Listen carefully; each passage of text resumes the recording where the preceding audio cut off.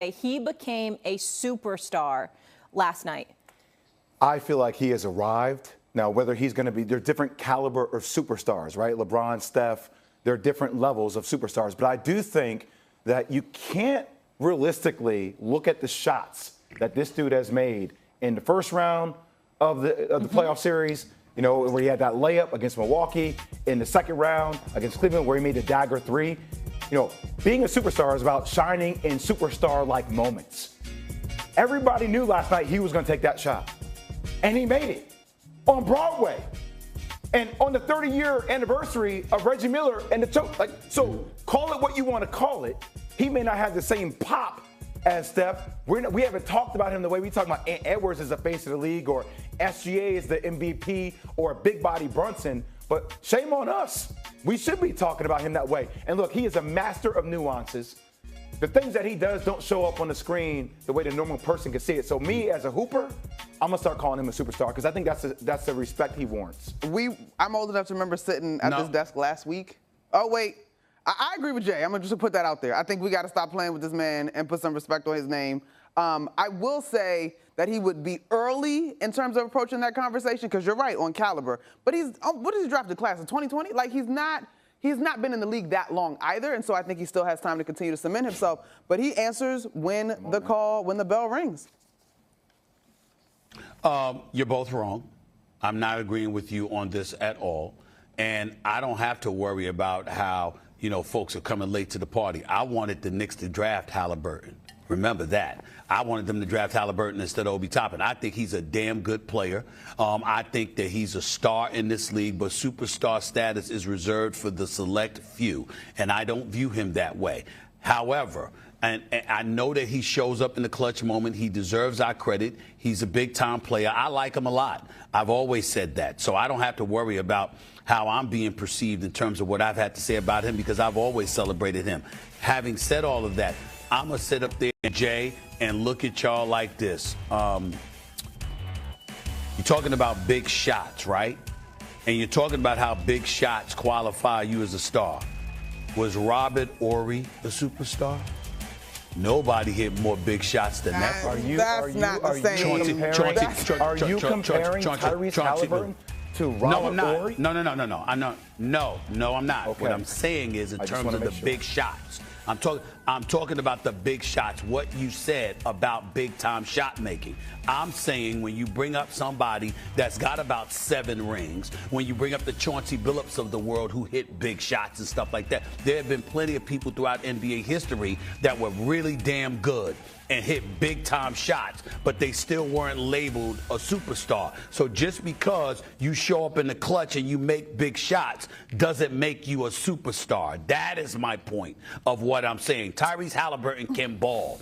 The brother is a star. People who labeled him overrated were just hating. They should be ashamed of themselves. The brother can play. All of that true. But when I think superstar, I'm thinking Steph. I'm thinking LeBron. I'm thinking people like that. Careers, I'm thinking Shai Gilgeous-Alexander. I'm just saying. That doesn't mean it can't be, y'all. Yeah, you do have to give him some time. All I'm saying is, to me, that's all I'm saying. He's right there. But I will say this. I'm hesitant to even get into the same boat with you on those comps because that is dismissive of his stats in totality. He's not just hitting big-time shots as an elite shooter, right? The man is averaging practically 10 assists in this postseason, shooting 47% from the field. And look, I'm not about to get too heavy on the Tyrese Haliburton bandwagon, but I do think. No, I got you. But I do think when we have conversations about superstars, they are guys that shift your game plan. And he is becoming a guy that shifts your game plan, especially late in games. And as much as Jay pointed out the basketball of it all, whether you like it or not, however unorthodox it may be, the way that he keeps his dribble alive, the way that he's sort of a slightly offbeat, has the defense guessing a little bit, he is a guy that you have to game plan for. And it's not just about his ability to score, it's about his ability to dictate as well. There have been plenty of people that will shift your game plan and throughout NBA history that were not called superstars. That's all I'm saying. Okay. Stephen Is it market for you, Stephen A? I'm sorry? Is it market for you? Is it the market and the style in which he plays? Because he's not jumping off highlights and you know, you don't see him. Because I feel like as somebody that studies like the nuances of the game, every time I watch him play, he's jumping off the page to me. Stephen A may just need to see more of it consistently based on me knowing you, Stephen A, in terms of resume. But I want to push this forward, Stephen A, and get to the crux of what's really being the going number one on. option. Yeah. Yeah. Stephen A. Ooh, that's interesting. Right. Oh, sorry, Molly. No, go ahead. Respond. He Go is the ahead. number one option. Yeah, talk to me, Stephen A. Keep going. No. What I'm saying to you is that I know that he is, I'm not trying to say he's not a number one option, but on a night in, night out basis, when you have superstars, the superstars that we're talking about that's good for 24 to 27 a night, okay, that's not necessarily him. There have been many, many nights where he's not that dude offensively, but the people around him are.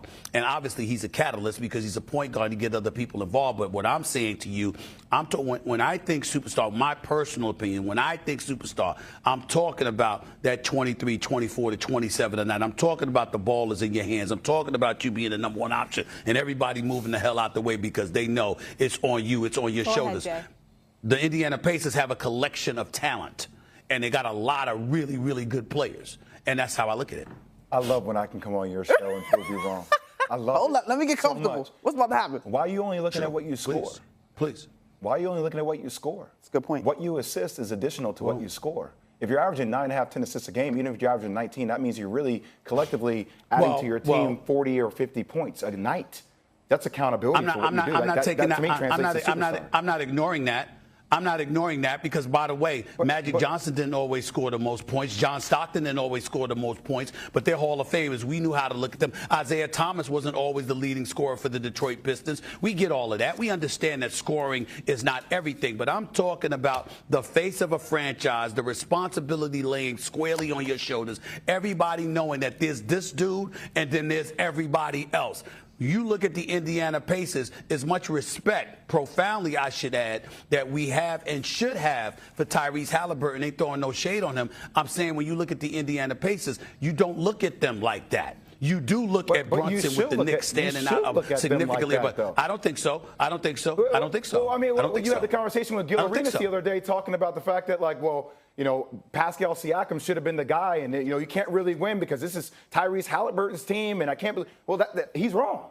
Like, that conversation was wrong. Like, you should start looking at Tyrese Haliburton that way, even though it doesn't jump off the page that it has for typical superstars in the past.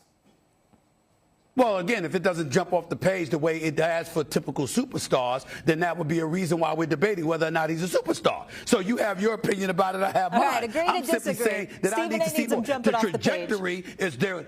The trajectory is he's going in the right direction. Is he there yet? He became a superstar last night. I feel like he has arrived. Now, whether he's going to be, there's different caliber of superstars, right? LeBron, Steph, there are different levels of superstars. But I do think that you can't realistically look at the shots that this dude has made in the first round of the playoff series, you know, where he had that layup against Milwaukee, in the second round against Cleveland where he made the dagger three. You know, being a superstar is about shining in superstar-like moments. Everybody knew last night he was going to take that shot. And he made it on Broadway. And on the 30-year anniversary of Reggie Miller and the choke. Like, so call it what you want to call it. He may not have the same pop as Steph. We haven't talked about him the way we talk about Ant Edwards as the face of the league or SGA as the MVP or Big Body Brunson. But shame on us. We should be talking about him that way. And look, he is a master of nuances. The things that he does don't show up on the screen the way the normal person can see it. So me as a hooper, I'm going to start calling him a superstar.